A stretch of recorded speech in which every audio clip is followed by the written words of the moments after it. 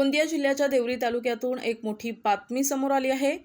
देवरी शहराला लागून असलेल्या शिरपूर गावातील आरटीओ चेकपोस्टवर कार्यरत असलेले इन्स्पेक्टर योगेश खैरकर यांना नाशिक येथील अँटी करप्शन ब्युरोच्या पथकानं रंगेहात लाच घेताना अटक केली आहे। योगेश खैरकर हे वाहन धारकांकडून अवैधरित्या पैसे उकळत असल्याची माहिती अँटी करप्शन विभागाकडे आली होती।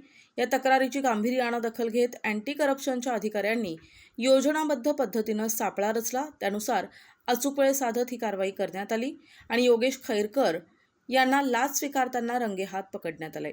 या घटनेमुळे प्रशासनात खळबळ उडाली असून या प्रकरणाची सखोल चौकशी सुरू करण्यात आली आहे। अँटी करप्शन विभाग पावले उचलत आहेत। नागरिकांनी अशा प्रकारांच्या विरोधात उभं राहत तात्काळ संबंधित विभागाला माहिती द्यावी, हीच अपेक्षा खैरकर यांना देवरी पोलीस स्टेशन येथे गुन्हा नोंद करण्यात आला असून या विषयाचा पुढील तपास सुरू आहे।